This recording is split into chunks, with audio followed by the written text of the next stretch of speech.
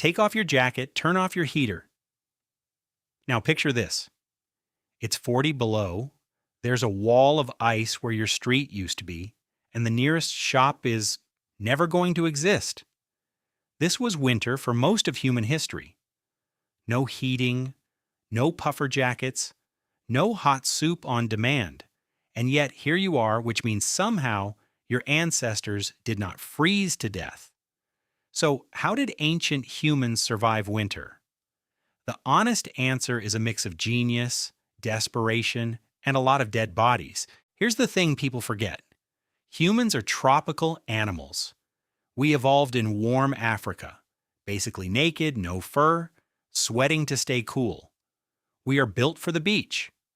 Drop our body temperature just a few degrees, and we start shutting down.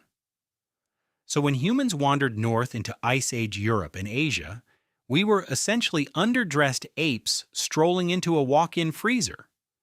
By every rule of nature, we should not have made it.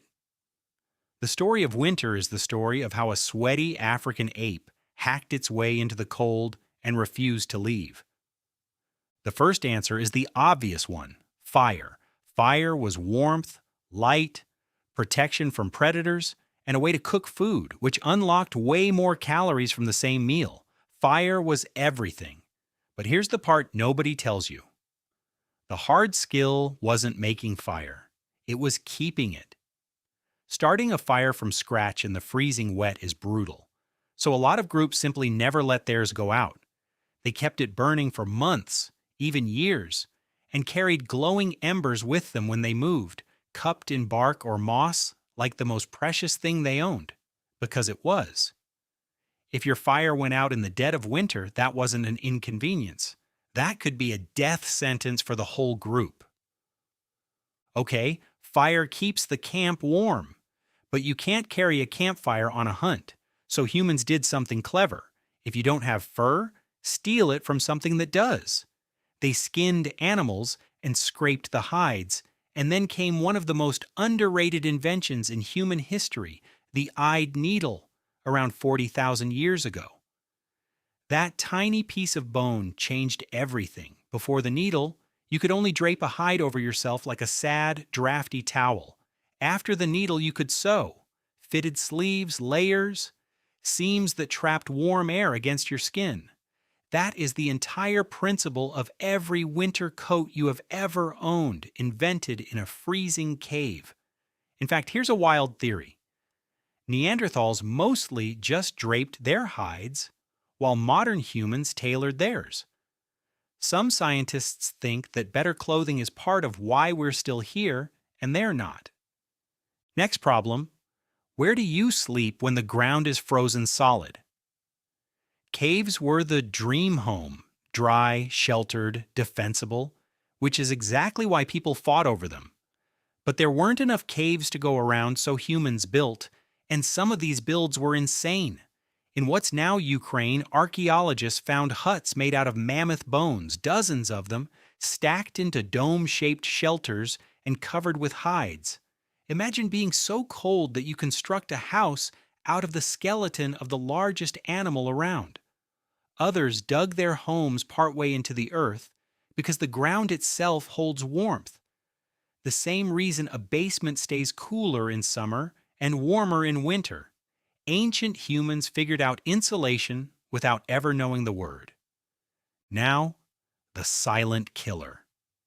It was rarely the cold itself that got you. It was hunger. Winter means no fruit, no plants, no easy food, and the animals are scarce and scrawny too. So survival became a race against a starvation clock that started ticking the moment the leaves fell. The answer was storage.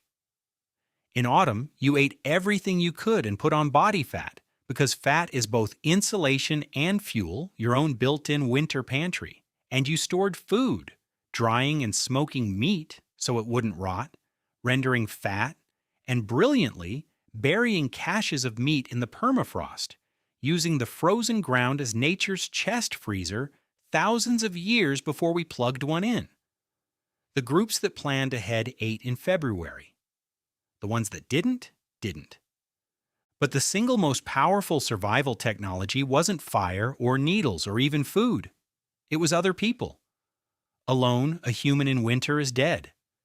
Together you share body heat packed into a shelter like penguins in a huddle. You share food so one bad hunt doesn't end you. And most importantly, you share knowledge. The old woman who had survived 60 winters wasn't a burden. She was a living survival manual, the only person who remembered which route you could eat and exactly when the reindeer would come. In a world with no books, elders were the internet. Losing them meant losing everything they knew. And some humans looked at all of this, the fire keeping, the sewing, the bone houses, and said, nah. Instead of toughing out the winter, they followed it. They tracked the herds, reindeer, mammoth, moving with their food supply across the landscape, setting up seasonal camps, timing their whole year around the migration. Why fight the freezer when you can just follow the food truck? And we can't talk about Ice Age winter without the original cold experts, Neanderthals. They were built for this. Stocky, muscular bodies that held heat better, big noses that warmed the freezing air before it hit their lungs. On paper, they should have crushed us skinny newcomers. But we had something they didn't. Needles, finer tools, and huge social networks to trade ideas across. The cold specialists lost to the clever generalists. Brains and a good coat beat raw toughness. Here's the part that's easy to skip. Most of them didn't make it. Winter was a culling. The babies, the old, the sick, the unlucky, the ones whose fire went out. Winter took them quietly every single year. Survival wasn't a guarantee, it was attrition. Every human alive today is descended from the tiny fraction whose ember stayed lit. So next time you're cold and you reach over and nudge the thermostat, remember what that little button replaced. 100,000 years of people who kept the fire alive, sewed the first coat, dug the first warm house, and huddled together in the dark so that you could exist. Winter never actually got easier. We just got clever.